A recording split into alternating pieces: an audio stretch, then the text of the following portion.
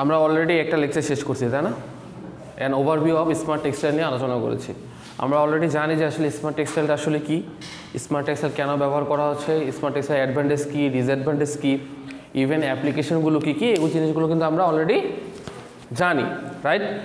So আমরা আজকে যেটা পড়বো সেটা হচ্ছে, আমরা তোমাদের মনে আছে কিনা আমরা জানি না, সেটা হচ্ছে অ্যাপ্লিকেশন। আমরা দেখছিলাম যে মিলিটারি যে ড্রেস পরে, যে সেনাবাহিনী বলো, বিডিআর বলো, আর্মি বলো, সেই ড্রেসগুলো যে ইউজ করা হয়, সেই ড্রেসগুলোর ক্ষেত্রে কী বলো তো, স্মার্ট টেক্সটাইল কিন্তু ব্যবহার করা হয়। এটা আমরা পড়েছিলাম। তো আজকে আমরা যেটা পড়বো সেটা হচ্ছে military textile, the scope and the future. অর্থাৎ মিলিটারি টেক্সটাইল অথবা এর স্কোপটা কী অথবা এর ফিউচারটা কী, সেই সম্পর্কে আমরা দেখার চেষ্টা করব, ঠিক আছে? এখন দেখো, আমাদের এই চ্যাপ্টারে আমরা যে জিনিসগুলো পড়বো সেই সম্পর্কে একটু জানি। সেটা হচ্ছে প্রথমে যেটা দেওয়া আছে যে মিলিটারি টেক্সটাইল আসলে কী। আমরা অলরেডি বুঝতে পারতেছি মিলিটারি বলতে, ধরো সেটা যদি ফায়ার সার্ভিস হয়, ফায়ার সার্ভিসের ক্ষেত্রে কী হবে বলো তো, যে ড্রেসগুলো পরা হয় সেই ড্রেসগুলো কী হয়, সেই ড্রেসগুলো ফায়ার রেজিস্ট্যান্স, মানে অর্থাৎ কী বলো তো, আগুন প্রতিরোধ করে, খুব সহজে আগুন লাগে না। কারণ এই যে মাঝে মাঝে দেখবা যে বিভিন্ন জায়গায় আগুন লাগে, তারা যায় না ফায়ার সার্ভিসের ভিতরে ঢুকে যায়। কেন? তার সাহসটা কেন? খুব সহজে তাদের গায়ে আগুন লাগবে না। ওকে, সেই জিনিসটা সম্পর্কে বলা হয়েছে। তারপরে যেটা দিয়ে আছে দেখো, major driver behind market demand for military textile. এই মিলিটারি টেক্সটাইলের মার্কেট ভ্যালু কেমন, ডিমান্ড কেমন, মানে আসলে কি বলো তো, আমরা যে টেক্সটাইলের যে ড্রেসগুলো পরি, এই ড্রেসগুলোতে একটা ভ্যালু আছে, তাই না? ভ্যালু অ্যাডেড প্রোডাক্ট যেগুলোকে বলা হয়। তেমনি এই ড্রেসগুলোর দাম কেমন, মার্কেটে কীরকম, সেই জিনিসটা সম্পর্কে বলা হয়েছে। তারপর দেওয়া আছে দেখো, physical properties of military textile. প্রত্যেকটা ফেব্রিক, প্রত্যেকটা ফাইবার, প্রত্যেকটা কী বলো তো, ইয়ার্ন তৈরি করার জন্য কিছু ফিজিক্যাল প্রপার্টিস থাকে। এখানেও বলা আছে যে physical properties of military textile. তারপর বলা আছে যে fibre that could provide solution, অর্থাৎ কী কী ফাইবার ইউজ করা হয় সেই ফাইবারগুলো সম্পর্কে কথা বলা আছে। তারপর বলা আছে competitive market analysis of military textile. অর্থাৎ যেহেতু প্রযুক্তির উন্নয়ন হচ্ছে, কাপড়ের ফেব্রিকের কনস্ট্রাকশন ডেভেলপ হচ্ছে, কাপড়ের ভ্যালু যেহেতু বাড়তেছে, যত দিন যাবে মার্কেটে কী হবে বলো তো, প্রোডাক্টের দাম কী হবে, বাড়বে না? কারণ বিভিন্ন ড্রেস আসছে, সেই ড্রেসগুলো আপডেট, সবসময় আমরা কী করি, আপডেট ড্রেস পরি, সেটা বলা হয়েছে আর কি। তারপর বলা হয়েছে যে application segment of the military smart textile.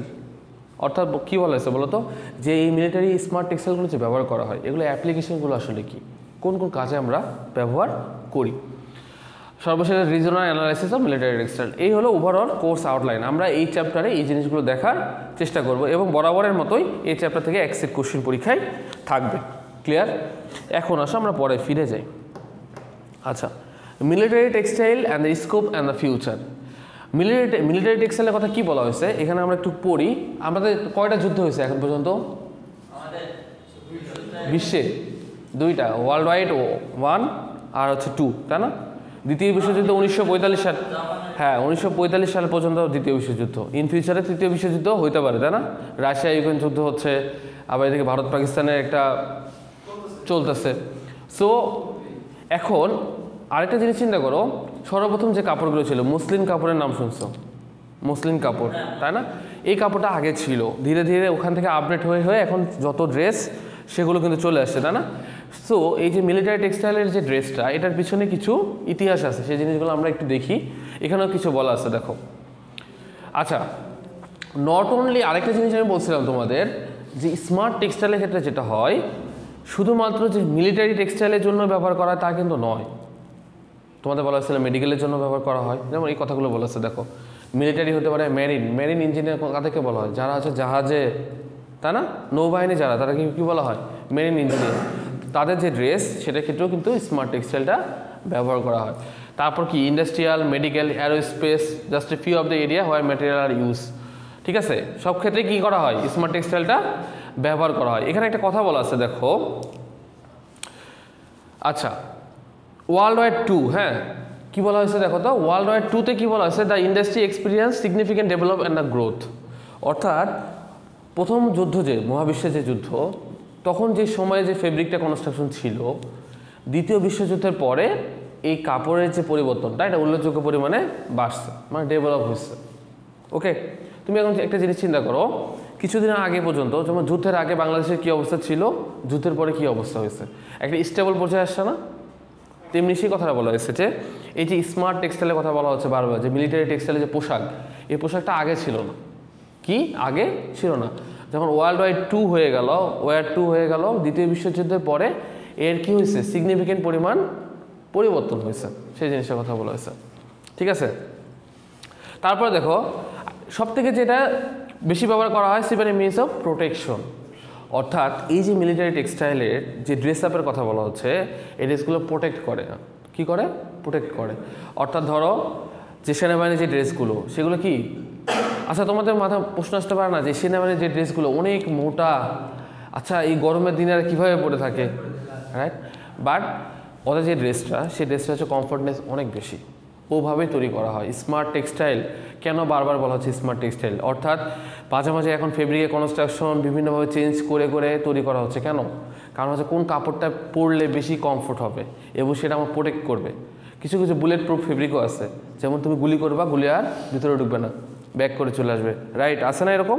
এরকম তো আছে। কেন? এগুলো কিন্তু স্মার্ট টেক্সটাইলেরই প্রোডাক্ট। অর্থাৎ বারবার এগুলো বলার উদ্দেশ্যই হচ্ছে একটা সময়ে যেটা ছিল প্রথম শুরুতে বলতে যে প্রথম যে যুদ্ধ, মহাবিশ্বের যে যুদ্ধ, এইটা আমি এই মিলিটারি ড্রেসের কথা কেউ কল্পনাও করা নাই। বাট যখন হচ্ছে ওয়ার্ল্ড ওয়ার 2 হলো, তখন কি হলো বলো তো, এই কাপড়ের বা কনস্ট্রাকশন বা মিলিটারি টেক্সটাইলের কথা কি আরও বেশি ডেভেলপ হয়ে গেল।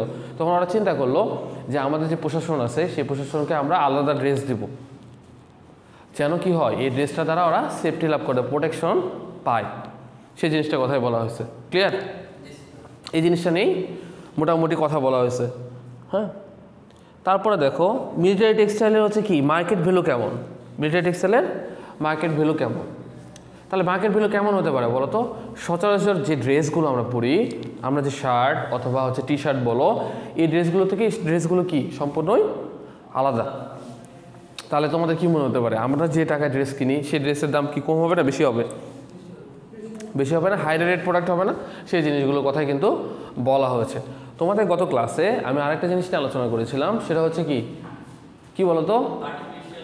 হ্যাঁ, রাইট, AI নিয়ে আলোচনা করছিলাম, আর্টিফিশিয়াল ইন্টেলিজেন্স।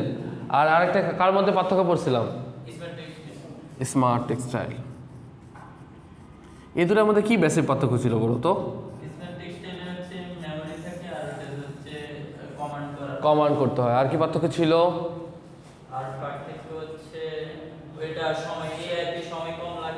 একটু বেশি লাগে। আর কি ছিল? প্রোডাকশন কম কোনটাতে? আর কি ছিল? এখানে কি লাগে স্মার্ট টেক্সটাইলে? লেবার কস্ট বেশি, তাই না? বেশি না, ম্যান পাওয়ার যেটা বলা হয়, লেবার কস্ট হাই। বাট হচ্ছে এআইতে কি লেস, কম না? এরকম পার্থক্য ছিল কি না? এই জিনিসগুলো কথা বলা হয়েছিল। হ্যাঁ, সেই জিনিসগুলো কথা বলা হয়েছে। দেখো টেক্সটাইল, আচ্ছা এখানে আরেকটা জিনিস বলছিলাম, কি বলতো?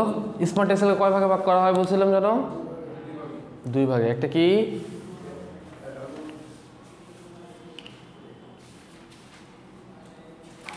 কি কি মেহরাব, স্মার্ট টেক্সটাইলকে কয় ভাগে ভাগ করা হয়? কি বলছিলাম? হ্যাঁ,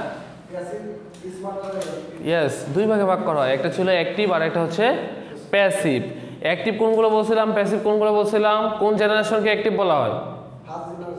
ফার্স্ট জেনারেশনকে কি বলা হয়? সেকেন্ড জেনারেশন হচ্ছে অ্যাক্টিভ। আর প্যাসিভ কোনগুলো? ফার্স্ট জেনারেশন যেগুলো সেগুলো কি বুঝো তো? এগুলো কিন্তু পরীক্ষায় থাকবে, না বুঝলে কিন্তু সমস্যা আছে। ঠিক আছে, আচ্ছা হ্যাঁ, কি ক্লাসে আসো নাই? ক্লাসে না আসলে তো বুঝবে না আসলে কি বলা হয়েছে। ঠিক আছে, ক্লাসে না আসলে। আচ্ছা, এখানে যেটা বলতেছিলাম সেটা হচ্ছে কি, এই যে ড্রেসটা বানানো হয়, এই ড্রেসের পিছনে স্মার্ট টেক্সটাইলের অবদান অনেক বেশি।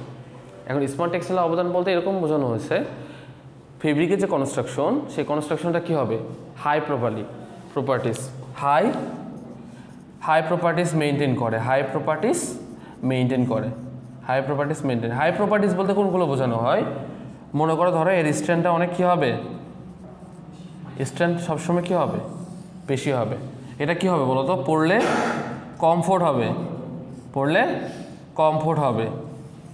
ঠিক আছে, এই দুটো জিনিস যে প্রপার্টিস বলতে কী বোঝানো হয়েছে, এই কাপড়ের বিশেষত্ব আসলে কি? এই কাপড়ের বিশেষত্ব হচ্ছে এই কাপড়ের স্ট্যান্ডটা অনেক ভালো। কি ভালো? স্ট্যান্ড অনেক ভালো। এই কাপড়ের কমফোর্টনেস অনেক ভালো। ক্লিয়ার? যদি তোমাদের বলা হয় যে স্মার্ট টেক্সটাইলের ক্ষেত্রে দুইটা হাই প্রপার্টিসের নাম লেখো, সেগুলো কি হতে পারে? একটা হলো স্ট্যান্ড আর একটা হচ্ছে কমফোর্টনেসটা অনেক বেশি। আর এই স্মার্ট টেক্সটাইলে আমাদের যে সাবজেক্ট, এই সাবজেক্টটা ঘুরে উল্টে কিন্তু প্রায় সেম কথাই আসবে, হ্যাঁ, কারণ পড়াই তো সেম। সো বারবারই রিপিট হবে এই জিনিসগুলো, কথা বলা হয়েছে। হ্যাঁ, আরেকটা জিনিস যেটা বলছে যে এই কাপড়ের ইফিসিয়েন্সিটা অনেক বেশি। কি বেশি? ইফিসিয়েন্সিটা অনেক বেশি। স্বাভাবিক, এফিসিয়েন্সি ইজ মোর। এফিসিয়েন্সি কেন বেশি হবে বলো তো? রাইট, যেহেতু আমি এই প্রোডাক্টটা কি সেভাবে তৈরি করতেছি, হ্যাঁ, যার স্ট্রেন্থ বেশি, কমফোর্টনেস বেশি, দাম বেশি, প্রপার্টিসগুলো অনেক বেশি, এই জন্য এর এফিসিয়েন্সিটা অনেক বেশি হবে, সেই কথাটা কিন্তু বলা হয়েছে। ঠিক আছে, বোঝা গেছে না? সে ওই জিনিসগুলোর কথাই বলছে।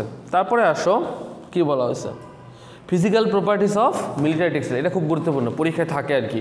Write down the physical properties of military textile, অর্থাৎ মিলিটারি টেক্সটাইলগুলো যে বানানো হয় এর ফিজিক্যাল প্রপার্টিসগুলো আসলে কি। নাম্বার 1 যেটা বলা হয়েছে, দেখো একটু আগে বললাম লাইট ওয়েট ফায়ার, তারপর হচ্ছে ইউভি লাইট রেজিস্ট্যান্স ফেব্রিক। কি বলা হয়েছে? UV light resistance. ইউভি মানে কি জানো তো? আল্ট্রাভায়োলেট। এই রশ্মিগুলো কি ভালো নাকি খারাপ? খারাপ। এটাকেও কিন্তু কী করে, এই কাপড়গুলো প্রোটেক্ট করে, শরীরে কোনো ক্ষতি করতে পারে না। তারপর ফায়ার রেজিস্ট্যান্স করে, অর্থাৎ আগুন প্রতিরোধ করে, এটা একটা পার্থক্য। তারপর কি, it has to be biodegradable. Biodegradable means আসলে কি বলো তো?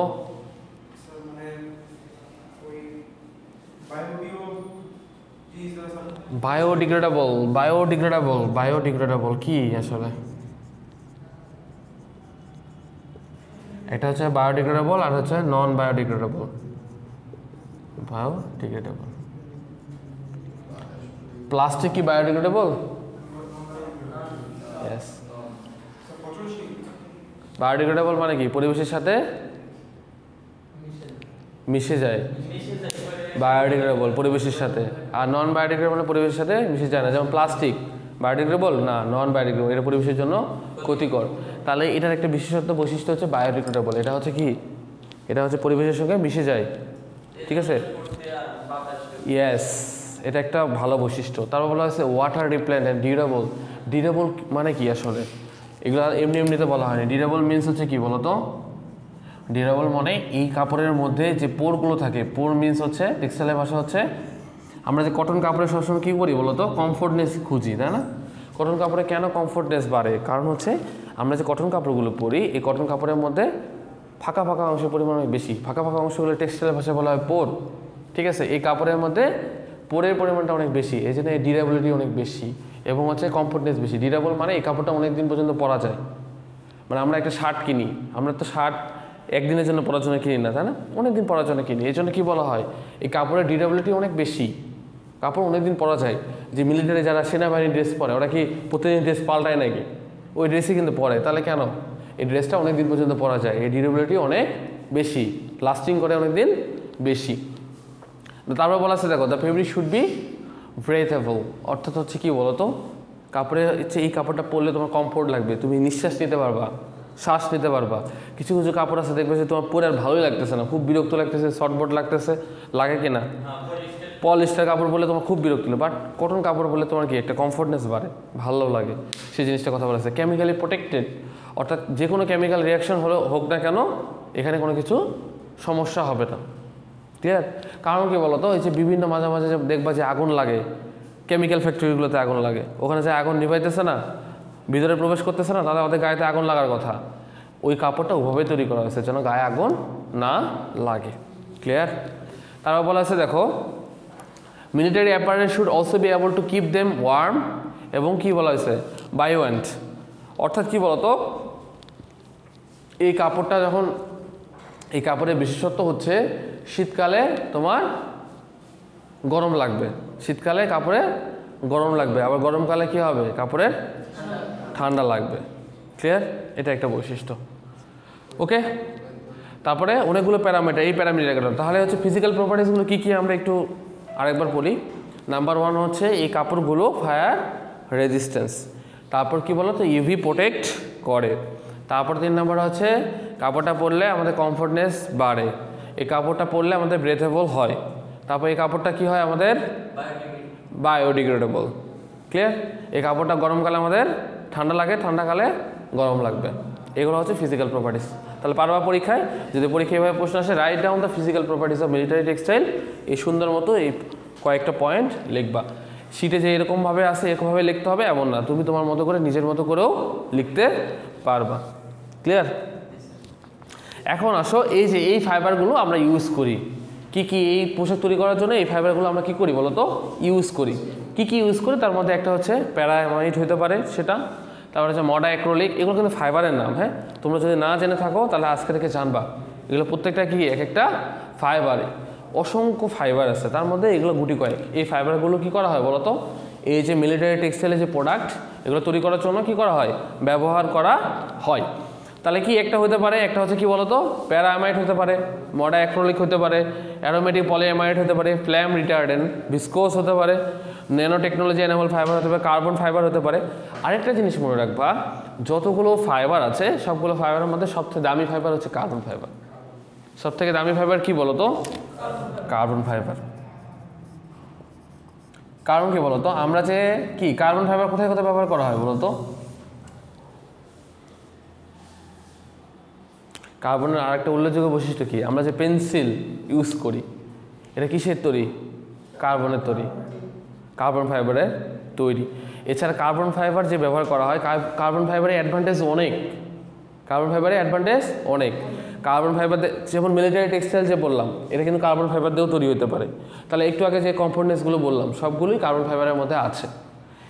এবং যতগুলো ফাইবার আছে, যতগুলো ফাইবার তুমি পড়বা ইন ফিউচারে, সবগুলো ফাইবারের মধ্যে সবথেকে দামি ফাইবার হচ্ছে কার্বন ফাইবার। মনে থাকবে, কার্বন ফাইবারের মধ্যে দুইটা পদ্ধতি আছে, একটা হচ্ছে প্যান বেসড কার্বন ফাইবার। হ্যাঁ হ্যাঁ, PAN based fibre, PAN based fibre.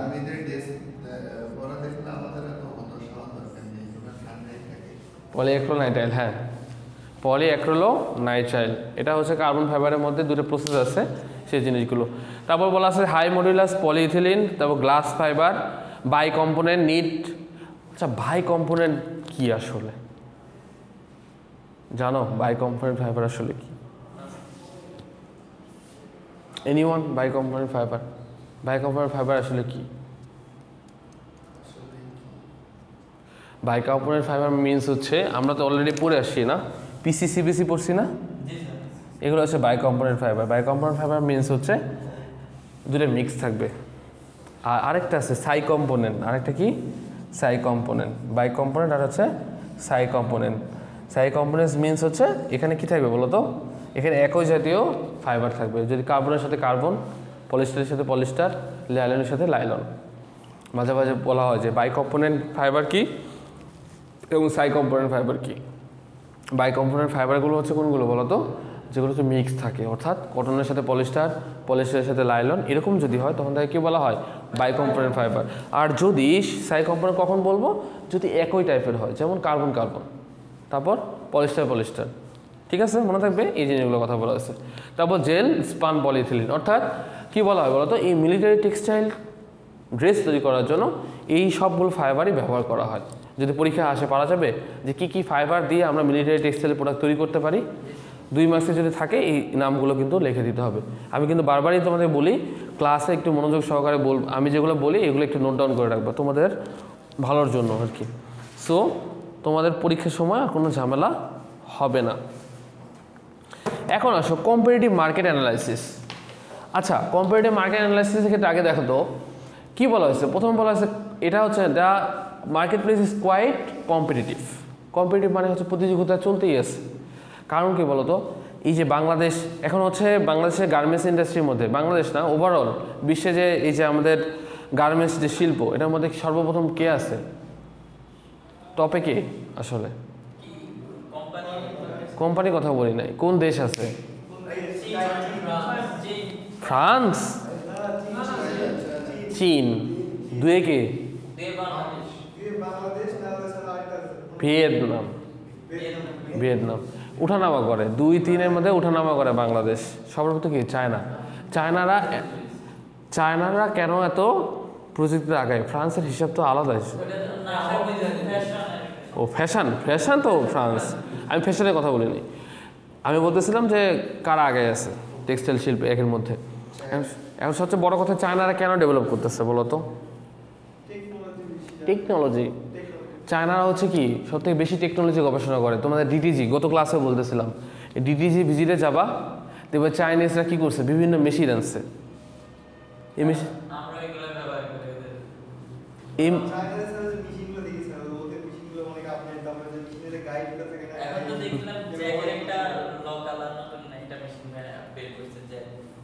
ওরা কি করে বলো তো? ওরা আমাদের মতো অলস না, ওরা হচ্ছে বিভিন্ন সময় গবেষণা করে যে আমার এই কাপড় তৈরি করতে জ্যাকেট মেশিনে এতটুকু লাগে, তাহলে একটা মডার্ন জ্যাকেট মেশিনে আমি তৈরি করে ফেলি।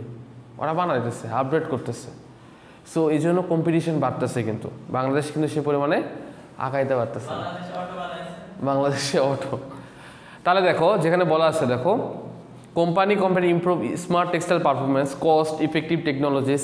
কারণ কি বলতো, এখন আমার মার্কেটে যদি টিকে থাকতে হয়, এখন যদি আমার প্রোডাকশন কস্টে বেশি হয়, সাপোজ ধরো কোনো একটা মেশিন তুমি আনছো দেশের বাইরে থেকে, আইনা দেখা যাচ্ছে প্রোডাকশন কস্টটা তোমার বেশি, তাহলে তোমার বেশি দামে সেল করতে হবে না? কিন্তু বাংলাদেশে কি তুমি বেশি দামে সেল করতে পারবা? তাহলে তোমাকে এই একটা জিনিস মাথার মধ্যে আনতে হবে যে আমি কোনো একটা জিনিস যদি তৈরি করি, সেটা কস্ট কম রাখতে হবে যেন আমি এটা সেল করতে পারি, সেই জিনিসটা রাখতে হয় না? সো স্মার্ট টেক্সটাইল ব্যবহার করতে যেটা হয় কস্ট ইফেক্টিভ অনেকটা। হ্যাঁ, তাহলে কেন হয়? বাংলাদেশের প্রেক্ষাপটে আমি যদি চিন্তা করি, তাহলে তুমি যদি বেশি কস্ট ফেলাই দাও, তাহলে তুমি এটা সেল করতে পারবে না। কারণ বাংলাদেশের মানুষকে সেল কিনতে পারবে? বাংলাদেশে কয়টা মানুষ আছে যারা হচ্ছে 5,000-7,000 টাকা দামের ড্রেস পরে, শার্ট বলো টি শার্ট বলো পরে? খুবই কম। কারণ বাংলাদেশে যে ধরো বাংলাদেশ কি হয় বলো তো, মিডিল ক্লাস ফ্যামিলি বিলং করে। আমরা ম্যাক্সিমামই কি করি, মিডিল ক্লাস ফ্যামিলি বিলং করি। সো আমার পক্ষে তো বা তোমার পক্ষে তো এত বেশি কেনা পসিবল না। সো বাংলাদেশের প্রেক্ষাপটে যারা হচ্ছে টেক্সটাইল ইন্ডাস্ট্রিতে যারা মালিক, তারা কি চিন্তা করে বলো তো? তারা চিন্তা করে আমি যে টেকনোলজিগুলো আছে টেকনোলজিগুলো ব্যবহার করব, বাট কস্ট যেন কম হয়, আমি যেন প্রোডাকশন বেশি করতে পারি, সেটা যেন আমি সেল করতে পারি। ধরো আমি 100 টন কাপড় তৈরি করে রাখলাম, এটা আমার সেল হলো না, আমার লাভ হবে? আমি কি কোম্পানিতে বেতন দিতে পারবো? কখনোই কিন্তু দিতে পারবো না। সো এই জিনিসটা কিন্তু আমাদের কিন্তু ভাবতে হবে, ঠিক আছে?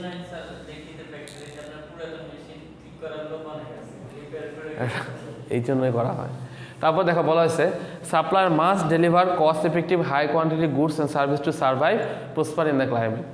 যেটা বলা হয়েছে যারা সাপ্লায়ার থাকে, তারা সাপ্লায়াররা কী চিন্তা করে বলো তো? তাকে তো বিজনেস করে খাইতে হবে। এখন ধরো তুমি সাপ্লায়ারের সাথে ডিল করতেছো, এই যে মার্চেন্ডাইজার, তুমি এখন সাপ্লায়ারকে বললা যে আমার এটা দিতে হবে, এখন সাপ্লায়ার বললো যে এটা দাম অনেক, এটা এত বেশি। এখন তুমি মার্চেন্ডাইজার, তুমি চিন্তা করবা কি ওভারঅল কস্ট। তুমি যখন দেখবা সাপ্লায়ারের কস্টই অনেক বেশি, তুমি যখন একটা ভ্যালু করতে যাবা, একটা প্রোডাক্টের ভ্যালু করতে যাবা, তখন দেখবা যে কস্ট অনেক বাড়ে গেছে।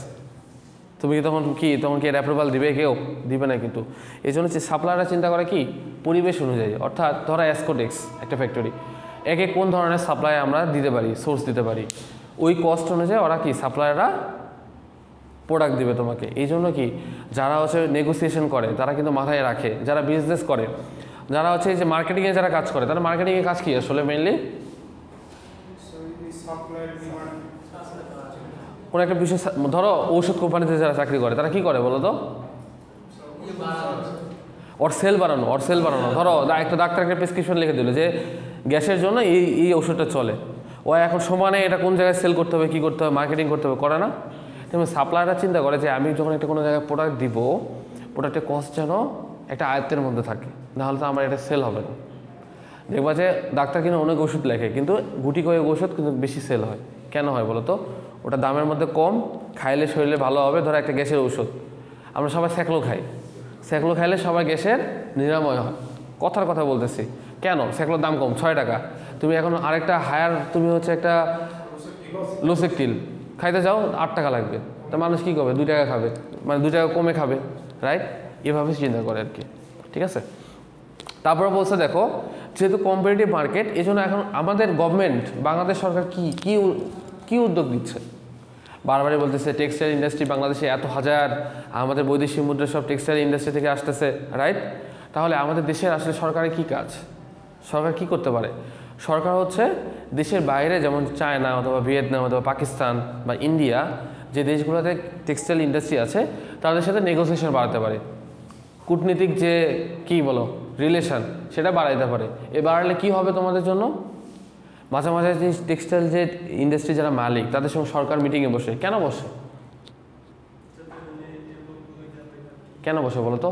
ধরো এই যে আমরা হচ্ছে আমাদের ম্যাক্সিমাম কাপড় কই ইউএসএতে যাই, এখন ইউএসএর সাথে যদি আমাদের সম্পর্ক ভালো না থাকে যাবে? এই ইউএসএর সম্পর্ক করার কার দায়িত্ব? গভর্নমেন্টের, কূটনীতিক। এই জন্য তো তারা কী করে, নেগোসিয়েশন করে গভর্নমেন্ট। এই জন্য গভর্নমেন্ট, বাংলাদেশের গভর্নমেন্ট কী করতেছে বলো তো, এই যে বিভিন্ন ধরনের ফ্যাসিলিটিগুলো আছে এগুলো আপ টু ডেট করার চেষ্টা করে, যেন কি হয় আমাদের যে ইন্ডাস্ট্রিগুলো আছে ইন্ডাস্ট্রির সাথে কোলাবোরেশন বাড়ে। কোলাবোরেশন বাড়লে কী হবে, এই যে কিছুদিন আগে হচ্ছে মার্কিন যুক্তরাষ্ট্র তোমার শুল্ক আরোপ করছিল বাংলাদেশের প্রোডাক্টের উপরে 37 না 40% মতো, তাহলে কি বাংলাদেশের লাভ থাকতো? মুড়ে যেত বাংলাদেশ, বন্ধ হয়ে যেত কোম্পানি। তাহলে কি এই যে সরকার নেগোসিয়েশন করে, কি করে নেগোসিয়েশন করে না, আমাদের দেশে তো কস্ট কম, আপনি যদি আপনি শুল্ক বাড়ায় দেন তাহলে আমার ইন্ডাস্ট্রি চলবে না, ইন্ডাস্ট্রি মানুষ কী হবে। সো এই নেগোসিয়েশনগুলো গভর্নমেন্ট করে, গভর্নমেন্ট সবসময় আপডেটেড থাকার চেষ্টা করে, সেই জিনিসগুলোর কথা বলা হয়েছে। আর একটা জিনিস কি, এই যে স্মার্ট টেক্সটাইল যে আসছে এটা আমাদের জন্য কি ব্লেজিং, তাই না? আমি তোমাদের বলছিলাম গত ক্লাসে ব্লেজ কেন বলো তো, কারণ হচ্ছে কি এই টেকনোলজি আসার পরে প্রোডাকশন বাড়তেছে, ইফিসিয়েন্সি বাড়তেছে, এই প্রোডাক্টের কোয়ালিটি বাড়তেছে, কোয়ালিটি ডেভেলপ হচ্ছে, এটা আগে ছিল না। তো এই জন্য কী হয়, আমরা যখন এটার মধ্যে এই যে কম্পিটিটিভ মার্কেট বলো যেটাই বলি না কেন, মিলিটারি টেক্সটাইল বলি না কেন, মেডিকেল বলি না কেন, যে কোনো পোশাক তৈরির জন্য যখন আমরা এই স্মার্ট টেক্সটাইল কম্পোনেন্ট যখন আমরা ব্যবহার করব, এটা কি হবে, এই পোশাকটা দামি একটা প্রোডাক্ট হবে, এর ইফিসিয়েন্সি ভালো হবে, সেই জিনিসগুলোর কথা কিন্তু এখানে বলা হয়েছে। ক্লিয়ার? পারা যাবে এগুলো? এই জিনিসগুলো একটু পড়বা, বাংলায় লিখতে হবে, হ্যাঁ, আর কোনো কিছু না।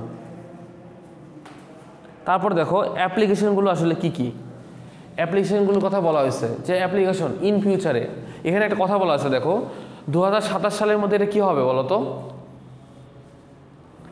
এখানে একটা কথা বলা হয়েছে দেখো, power harvest, temperature monitoring, control, security, mobility, health monitoring etcetera. আচ্ছা তুমি এখন যে একটা জিনিস তোমার মাথার মধ্যে আসে না, সেন্সর। তোমাদের আমি বলছিলাম যে স্মার্ট টেক্সটাইল কম্পোনেন্ট কয়টা, গত ক্লাসে পড়ালাম, সেন্সর, একোয়েটর, এগুলো পড়ালাম না, কীভাবে আসলে স্মার্ট টেক্সটাইল কাজ করে। সেটাই চিন্তা করতেছি যে স্মার্ট টেক্সটাইলগুলো কোথায় ব্যবহার করা হয় না, সব জায়গাতে ব্যবহার করা হচ্ছে।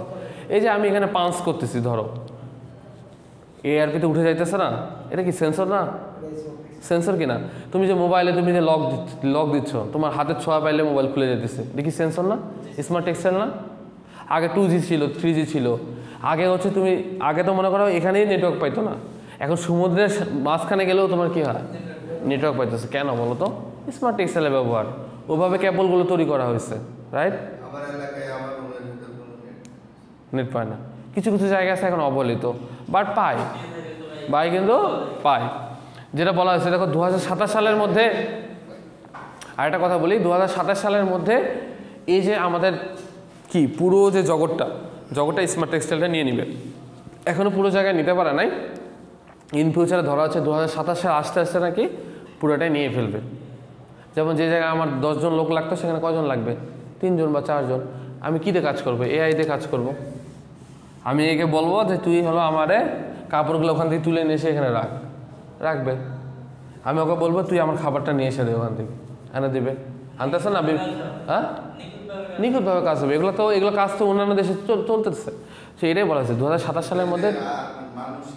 হ্যাঁ, এটাই তো আমি গত ক্লাসে বলতেছিলাম যে আমরা যারা টেক্সটাইল ইঞ্জিনিয়ার, যারা আমরা প্র্যাকটিক্যাল ল্যাবে কাজ করি, তাদের ক্ষেত্রে আমাদের কি হবে, কর্ম পরিমাণ কি সুযোগ হারাবো আমরা।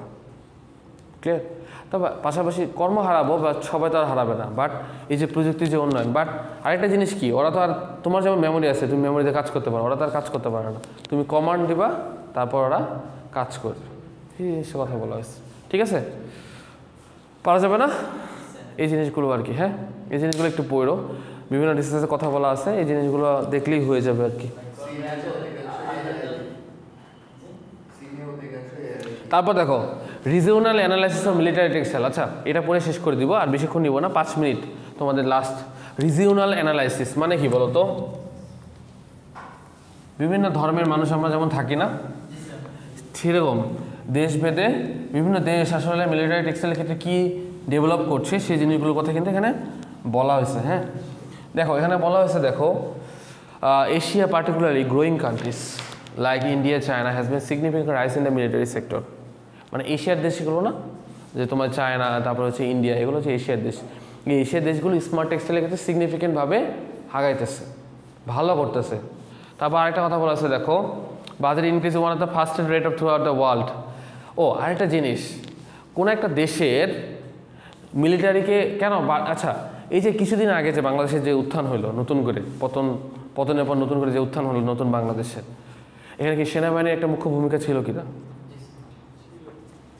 ধরো সাপোজ এখন ধরো কোনো একটা দেশের সাথে পাকিস্তানের সাথে আমার যুদ্ধ লাগলো, সর্বপ্রথম কারা আগাবে? সেনাবাহিনী, রাইট। কারণ ওদের কাজ কি? দেশ রক্ষা করা। এই জন্য মনে রাখতে হবে যে কোনো দেশ, সেটা বাংলাদেশ না, ইন্ডিয়া হোক, পাকিস্তান হোক, বিভিন্ন দেশগুলো যারা উন্নত বিশ্বের যে দেশগুলো, ওরা কি করে? তাদের প্রতিরক্ষামূলক যারা কাজ করে, যারা সেনাবাহিনী বলো, আর্মি বলো, বিজিবি বলো, বিডিআর বলো, যেগুলো তাদেরকে কি করে? ওরা শক্তিশালী করে তোলে। কারণ রিজন কি আসলে? তাদের শক্তিশালী করার রিজনটাই হচ্ছে তারা তো দেশ রক্ষার জন্য আগায় যাবে। এই জন্য সেটা বলা হয়েছে যে ইন্ডিয়া আছে, চায়না আছে, এরা কি করে? তাদের যে প্রতিরক্ষা যে বাহিনী আছে, সেই প্রতিরক্ষা বাহিনীগুলো কি করে? আরও শক্তিশালী করে। শক্তিশালী করার রিজন হচ্ছে কি? তাদের যে ড্রেস আপ থেকে শুরু করে যে তাদের যে অস্ত্রশস্ত্র যা আছে, সবগুলো কি নতুন প্রযুক্তির আলোকেই করা। কারণ কি? একটা দেশ রক্ষা করতে গেলে আমাকে কি করতে হবে? আগে আমার যে সেনাবাহিনী আছে, আমার যে বিজিবি আছে, এদেরকে কী করতে হবে? শক্তিশালী করতে হবে, রাইট? কারণ এই যে লাস্ট সেনাবাহিনী যদি না নামতো, অনেক ঝামেলা হতো, হয়েছে কিনা দেশের মধ্যে, তো সেই জিনিসগুলো কথা বলা হয়েছে। হ্যাঁ, সো এই জন্য বলা হয়েছে যে বিভিন্ন দেশগুলো তাদের যে সেনাবাহিনী, যাদের যে বাহিনীগুলো আছে, আমাদের দেশের সেনাবাহিনী, ওদের দেশে বিভিন্ন আলাদা আলাদা নামে ডাকা হয়, সবগুলো কী হয়েছে? বারবারই ডেভেলপ করা হতেছে, ওরা করতেছে ওদের নিজের স্বার্থের জন্য। যেমন ইউএসএকে দেখে মানুষ ভয় পায় কেন? ওদের যে পারমাণবিক যে বোমা অনেক শক্তিশালী, একটা মারলে পুরো দেশই ধ্বংস হয়ে যাবে। তাহলে ওরা ওভাবেই তৈরি করে ফেলছে সব কিছু, তাই না? সো এই জিনিসগুলোর কথা বলা হয়েছে। হ্যাঁ, ইসরায়েল আক্রমণ করতেছে। কীভাবে আক্রমণ করতেছে? এতদিন, হ্যাঁ, ওরা হেল্প করতেছে, আক্রমণ করতেছে, কারণ ওরা অনেক শক্তিশালী এগুলোর ক্ষেত্রে।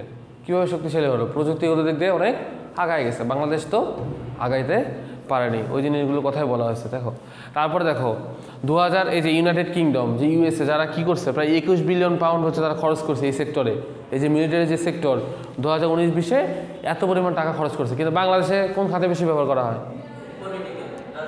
রাজনীতি খাতে মানুষ টাকা খায়, সব শেষ। আর বিভিন্ন দেশগুলো কি করে? তাদের হচ্ছে এই যে তাদের হচ্ছে যে বাহিনীগুলো আছে, সেই বাহিনীগুলো শক্তিশালী করে, তাদের কাজ আছে, তারা উন্নতি করতেছে। ইউএসএকে চাইলে কি আমরা আক্রমণ করতে পারবো? সে পরিমাণ ক্ষমতা আমাদের আছে? সে পরিমাণ প্রযুক্তি আমাদের আছে? না। কিন্তু বিভিন্ন দেশগুলো এই স্মার্ট টেক্সটাইলকে ওরা সেভাবেই ব্যবহার করতেছে। সো ইন ফিউচারে আমরা ইনশাল্লাহ বাংলাদেশে চেষ্টা করবো যে এই প্রযুক্তিগুলো ব্যবহার করার জন্য। ক্লিয়ার? তারপর একটা লাস্ট একটা কথা বলা আছে যে marketing Europe predicted to grow the textile industry in Europe extend. অর্থাৎ এই যে ইউরোপের যে দেশগুলো, ইউরোপের দেশগুলো টেক্সটাইল খাতে স্মার্ট টেক্সটাইলের ব্যবহার অনেক বেশি করে ফেলতেছে। তো আমরাও ধীরে ধীরে বাংলাদেশেও আমরা কি করতেছি? স্মার্ট টেক্সটাইলের ব্যবহারটা করতেছি। ধীরে ধীরে আমরা কি ম্যানুয়াল থেকে মাঝে মাঝে আমরা এখন কি করতেছি? অটোমেশনে আমরা যাচ্ছি আর কি, ধীরে ধীরে। সেটা পরিমাণটা খুব কম। ক্লিয়ার? তাহলে এটাই হলো মোটামুটি ওভারঅল হচ্ছে তোমার কি বলো তো এই মিলিটারি টেক্সটাইল নিয়ে ব্যবহার। এখান থেকে এক সেট কোশ্চেন থাকবে, সুন্দর মতো লিখে ফেলবে। আজকে কোনো কোশ্চেন আছে কিনা? ঠিক আছে, ওকে।